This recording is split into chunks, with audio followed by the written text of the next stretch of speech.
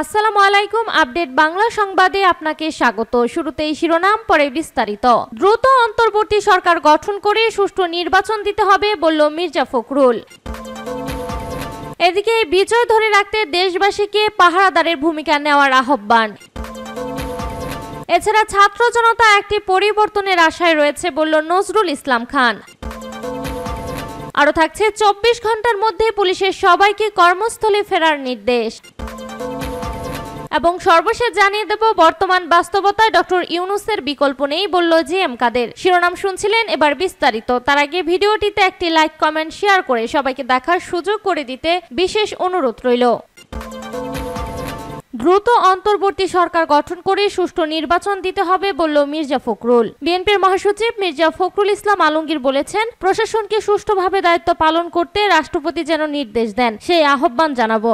একই সঙ্গে দ্রুত অন্তর্বর্তীকালীন সরকার গঠন করে আগামী 3 মাসের মধ্যে সুষ্ঠু নির্বাচন দিতেও অনুরোধ জানাচ্ছি। বুধবার 7 আগস্ট রাজধানীর নয়াপল্টনে বিএনপির আয়োজিত সমাবেশে বিশেষ অতিথির বক্তব্যে তিনি এইসব কথা বলেন। মির্জা ফখরুল ইসলাম আলমগীর বলেন, আমাদের প্রায় 60 লাখ নেতাকর্মীদের সরকার বন্দী করেছিল। ফ্যাসিবাদের বিরুদ্ধে ছাত্র জনতা যখন আন্দোলন করেছিল, আমরা তাদের সমর্থন জানিয়েছিলাম। এরপর থেকে ফ্যাসিস্ট সরকার আমাদের 11,000 নেতাকর্মীদের গ্রেপ্তার করেছে। কিন্তু সবকিছু পেরিয়ে বাংলার ছাত্র জনতা বিজয় কেড়ে নিয়ে এসেছে। এই বিজয় ছাত্র জনতা ও নেতাকর্মীদের। তিনি বলেন, আমাদের বিজয়কে কেউ যাতে ছিনিয়ে নিতে না পারে সেজন্য সবাইকে সজাগ থাকতে হবে। মির্জা ফখরুল আরো বলেন, আমরা একটি মানবিক রাষ্ট্র গড়ে তুলতে চাই, সাম্যের রাষ্ট্র গড়তে চাই। আমাদের এই বিজয়কে নস্যাৎ করতে যারা কাজ করছে তারা তাদেরই পেতাত্তা। নেতাকর্মীদের আহ্বান জানিয়ে তিনি বলেন, আপনারা কোনো আগুন দেওয়ার ঘটনার সঙ্গে জড়িত হবেন না, ক্ষোভ প্রকাশ করে আইন হাতে তুলে নেবেন না। যারা এইসব ঘটনার সঙ্গে জড়িত থাকবে, দেশকে অস্থিতিশীল করতে চাইবে, তাদের বিষয়ে সতর্ক থাকবেন।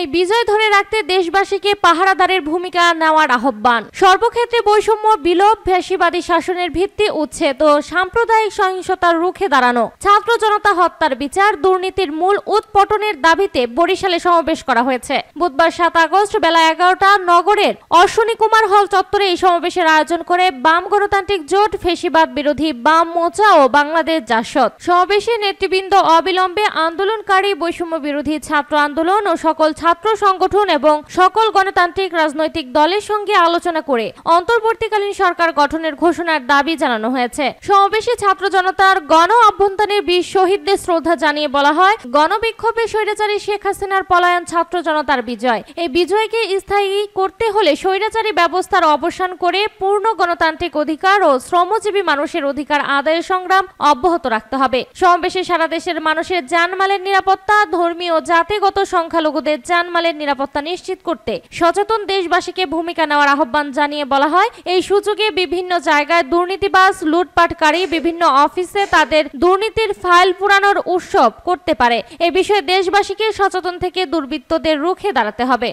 ছাত্র জনতা একটি পরিবর্তনের আশায় রয়েছে বলল নজরুল ইসলাম খান। বিএনপির স্থায়ী কমিটির সদস্য নজরুল ইসলাম খান বলেছেন, দেশের ছাত্র যুব সমাজ ও সাধারণ মানুষ একটি পরিবর্তনের জন্য আশা করছে। সেই পরিবর্তন আমরাই করতে পারবো। বুধবার 7 আগস্ট নয়াপল্টনে বিএনপির আয়োজিত এক সমাবেশে বিশেষ অতিথির বক্তব্যে তিনি এই কথা বলেন। নজরুল ইসলাম খান বলেন, খালেদা জিয়াকে জীবিত অবস্থায় মুক্ত করে পেরেছি বলে আমরা আনন্দিত। তারেক রহমানকেও একইভাবে মুক্ত করে দেশে ফিরিয়ে আনা হবে। যে তরুণরা এই দেশের জন্য জীবন দিয়েছে, তাদের রক্তের বিনিময়ে আমরা দেশকে মুক্ত করতে পেরেছি জানিয়ে নজরুল ইসলাম খান বলেন, তাদের অবদানের কথা স্বীকার করে আমরা একটি স্বপ্নের বাংলাদেশ গড়ে তুলব। জনগণের কাছে দায় থাকবে এমন একটি সরকার আমরা গঠন করতে চাই। তিনি বলেন, ফ্যাসিবাদ পতন হয়েছে, দাম্ভিক হাসিনার পতন হয়েছে। আমাদের যে ফ্যাসিবাদের প্রতি আন্দোলন তা শেষ হয়েছে। আজকের যে আন্দোলন তা আগামী দিনের নির্বাচনকে সুষ্ঠু করার আন্দোলন। আগামী দিনের নির্বাচনের জন্য এখন থেকেই নেতাকর্মীদের প্রস্তুতি নেওয়ার আহ্বান জানান তিনি। 24 ঘন্টার মধ্যে পুলিশের সবাইকে কর্মস্থলে ফেরার নির্দেশ। সারা দেশের পুলিশ সদস্যদেরকে 8 আগস্ট সন্ধ্যার মধ্যে নিজ নিজ পুলিশ লাইন্স দপ্তর পিওএম ব্যারাকে ফেরার নির্দেশ দিয়েছে বাংলাদেশ পুলিশের নবনিযুক্ত মহাপরিদর্শক আইজিপি মোহাম্মদ মইনুল ইসলাম। বুধবার 7 আগস্ট বিকাল 4টার দিকে পুলিশ সদর দপ্তরে আয়োজিত এক সংবাদ সম্মেলনে এসব কথা বলেন নতুন আইজিপি। তিনি বলেন, বৈষম্য বিরোধী ছাত্রদের যৌক্তিক আন্দোলনকে কেন্দ্র করে দেশবাসীর প্রত্যাশা অনুযায়ী অনুযায়ী দায়িত্ব পালন করতে পারেনি। এর কারণে অনেকে ক্ষুব্ধ হয়েছে, অনেকেই স্ব ইউনিটে নেই। জনগণের জানমালের নিরাপত্তা নিশ্চিতে আমরা নতুন করে শুরু করতে চাই। তাই সবাইকে আগামী 24 ঘন্টা অর্থাৎ 8 আগস্ট বৃহস্পতিবার সন্ধ্যার মধ্যে কর্মস্থলে ফেরার নির্দেশনা দেওয়া হয়েছে। ছাত্র আন্দোলন দমনে অপারেশনাল ভুল ত্রুটি থাকার কথা স্বীকার করে আইজিপি বলেন, ছাত্র, সাধারণ মানুষ, পুলিশ সহ অনেকেই নিহত হয়েছে। সবকিছুর জন্য আইজিপি হিসেবে আমি দুঃখ প্রকাশ করছি। বর্তমান বাস্তবতায় ডক্টর ইউনূসের বিকল্প নেই বলল জিএম কাদের। জাতীয় পার্টির চেয়ারম্যান জিএম কাদের বলেছে, দেশের বর্তমান বাস্তবতায় ডক্টর ইউনূসের বিকল্প নেই। রাষ্ট্রপতির সঙ্গে শিক্ষক প্রতিনিধি সহ বৈষম্য বিরোধী ছাত্র আন্দোলনের নেতৃবৃন্দ ও 3 বাহিনীর প্রধানের বৈঠকে দেশের অন্তর্বর্তীকালীন সরকারের প্রধান হিসেবে নোবেল জয়ী অধ্যাপক ডক্টর মোহাম্মদ ইউনূসের নাম চূড়ান্ত হওয়ায় স্বস্তি ও আনন্দ প্রকাশ করেছে জাতীয় পার্টি। দেশের বর্তমান বাস্তবতায় ডক্টর ইউনূসের বিকল্প হয় না বলেও জানিয়েছে দলটি। বুধবার জাতীয় পার্টির চেয়ারম্যান জিএম কাদের এক বিবৃতিতে অধ্যাপক ডক্টর ইউনূসকে প্রাণ ঢালা অভিনন্দন জানিয়েছেন। একই সাথে ডক্টর ইউনূসের সাফল্য দীর্ঘায়ু কামনা করেছেন তিনি। নোবেল বিজয়ী বিশ্বখ্যাত অর্থনীতিবিদ ডক্টর ইউনূসের নাম প্রস্তাব করায় বৈষম্য বিরোধী ছাত্র আন্দোলনের নেতৃবৃন্দকেও ধন্যবাদ জানান জাতীয় পার্টির চেয়ারম্যান। বিবৃতিতে জাতীয় পার্টির চেয়ারম্যান বলেন, জীবন্ত কিংবদন্তি ডক্টর ইউনূস আমাদের অহংকারের ধন। ডক্টর ইউনূস ক্ষুধা ও দারিদ্র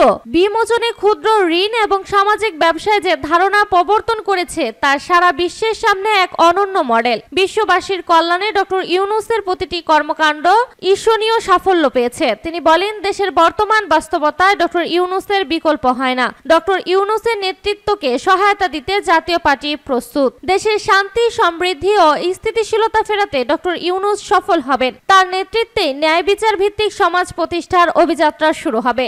একই বিবৃতিতে দেশের আইন শৃঙ্খলা পরিস্থিতি অত্যন্ত নাজুক হয়ে পড়েছে। দেশের বিভিন্ন প্রান্ত থেকে খুনোখুনি, চুরি, ডাকাতি ও হাইজ্যাকের খবর আসছে। দেশের মানুষ আতঙ্কিত হয়ে আছে। স্বৈরাচারের কবল থেকে মুক্তি পাওয়া জাতির মাঝে আতঙ্ক থাকবে কেন?